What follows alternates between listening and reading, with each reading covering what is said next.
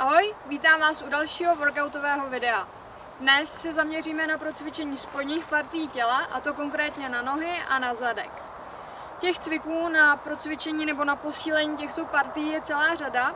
Já vám ukážu jenom takových 5 základních, o kterých si myslím, že jsou co nejvíce efektivní.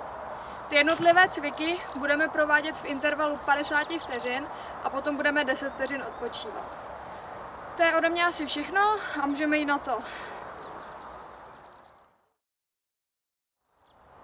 První cvik bude úzký dřep.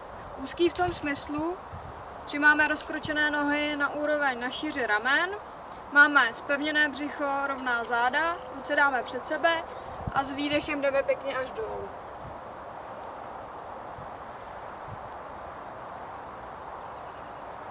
Tento cvik jedeme po dobu 50 vteřin.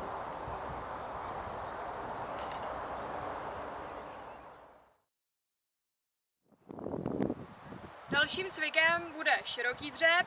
Široký v tom smyslu, že máme široký postoj, zase opět zatáhnuté břicho, rovné záda a jedeme pěkně až dolů, co nejvíc to jde.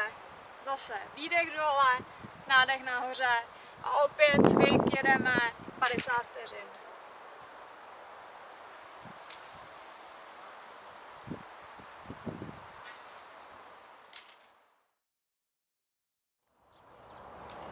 Další cvik budou takzvané výpady. Výpady dopředu budeme dělat i výpady do zádu. Ty jednotlivé výpady budeme střídat jak na pravou, tak na levou nohu. Vždycky v tom výpadu máme opět rovná záda, stažené bříško. Když jsme dole, tak vydechujeme, když jsme nahoře, tak jsme v nádechu.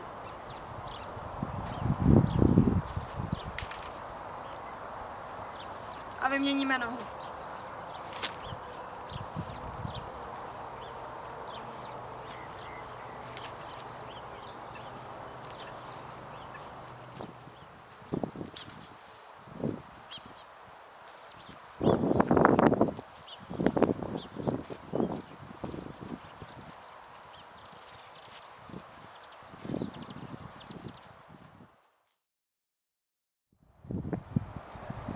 Další cvik budou také výpady do zádu, ale křížem.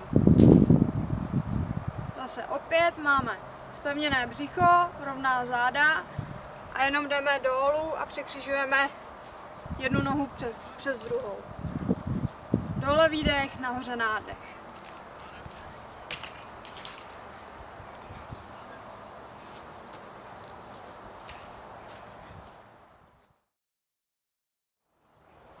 Posledním cvikem budou taktéž výpady, ale výpady do strany na každou nohu. Stojíme rovně, stažené bříško, rovná záda a podáme pěkně do strany s výdechem až co nejníž to jde a narovnáme se. To samé opakujeme na druhou nohu.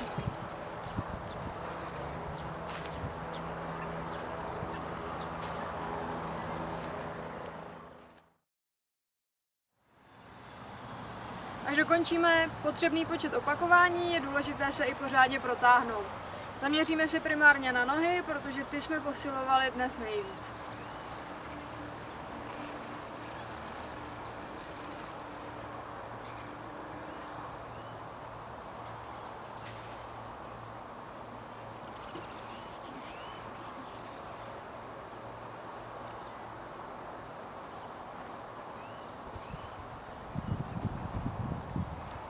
Vyměníme.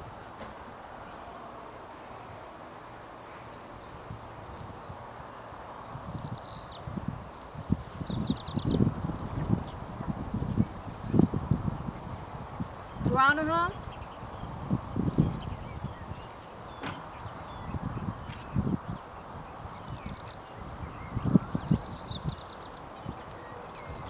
Měníme pozici.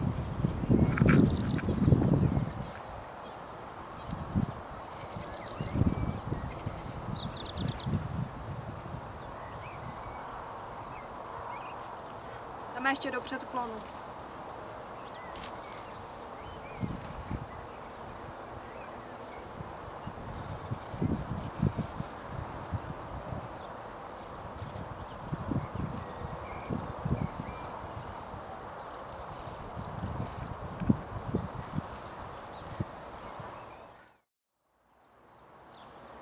je ode mě pro vás dneska vše. Doufám, že jste si pořádně zacvičili a můžete se těšit na další připravované video. Tak ahoj!